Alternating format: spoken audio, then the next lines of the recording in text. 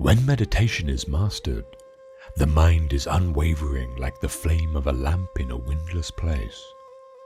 In the still mind, in the depths of meditation, the self reveals itself. Beholding the self by means of the self, an aspirant knows the joy and peace of complete fulfillment. Having attained that abiding joy beyond the senses, revealed in the stilled mind, he never swerves from the eternal truth.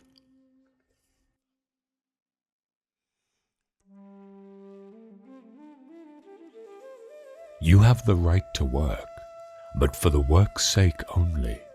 You have no rights to the fruits of work. Desire for the fruits of work must never be your motive in working. Never give way to laziness either. Perform every action with your heart fixed on the Supreme Lord. Renounce attachment to the fruits. Be even-tempered in success and failure, for it is this evenness of temper which is meant by yoga. Work done with anxiety about results is far inferior to the work done without such anxiety, in the calm of self-surrender. Seek refuge in the knowledge of Brahma. They who work selfishly for results are miserable.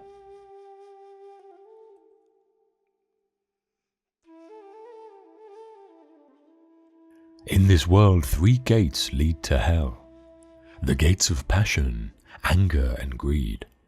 Released from these 3 qualities, one can succeed in attaining salvation and reaching the highest goal.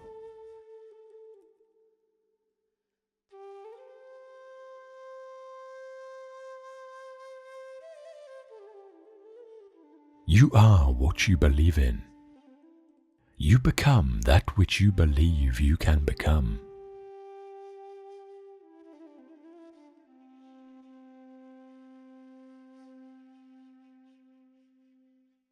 Man is made by his belief.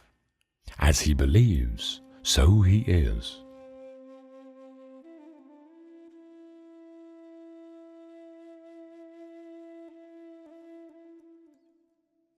Seek refuge in the attitude of detachment, and you will amass the wealth of spiritual awareness. The one who is motivated only by desire for the fruits of their action and anxious about the results is miserable indeed.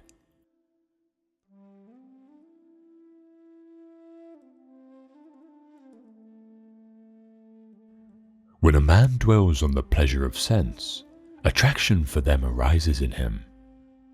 From attraction arises desire, the lust of possession, and this leads to passion, to anger. From passion comes confusion of the mind, then loss of remembrance, the forgetting of duty. From this loss comes the ruin of reason, and the ruin of reason leads man to destruction.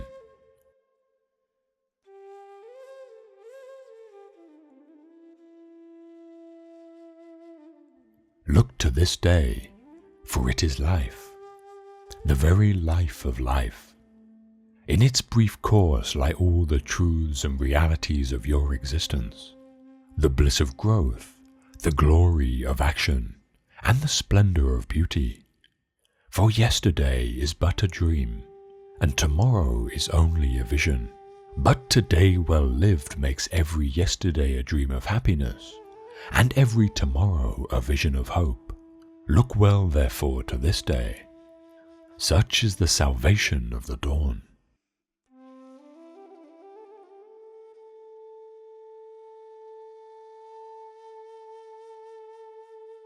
The soul who meditates on the self is content to serve the self and rests satisfied within the self. There remains nothing more for him to accomplish.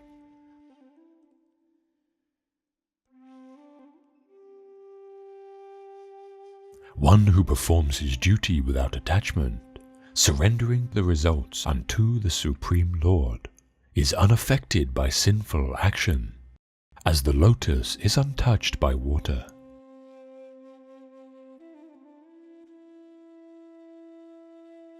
One who has control over the mind is tranquil in heat and cold, in pain and pleasure, and in honor and dishonor, and is ever steadfast with the Supreme Self.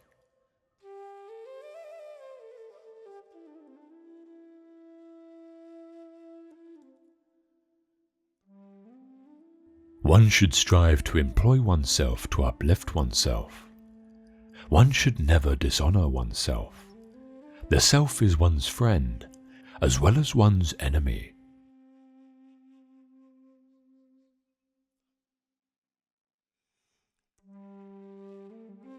It is both near and far, both within and without every creature. It moves and is unmoving. In its subtlety, it is beyond comprehension. It is invisible, yet appears divided in separate creatures. Know it to be the creator, the preserver, and the destroyer. Dwelling in every heart, it is beyond darkness. It is called the light of the lights, the object and goal of knowledge, and knowledge itself.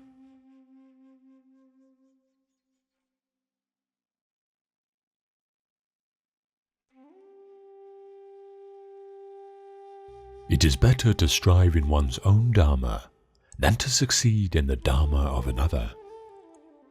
Nothing is ever lost in following one's own Dharma, but competition in another's Dharma breeds fear and insecurity.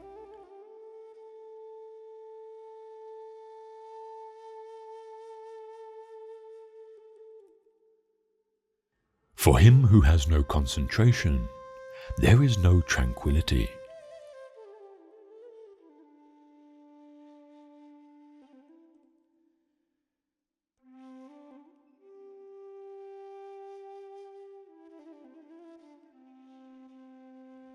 Death is as sure for that which is born, as birth is for that which is dead. Therefore grieve not for what is inevitable.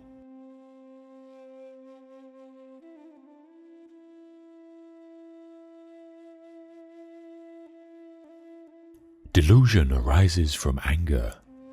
The mind is bewildered by delusion. Reasoning is destroyed when the mind is bewildered. One falls down when reasoning is destroyed.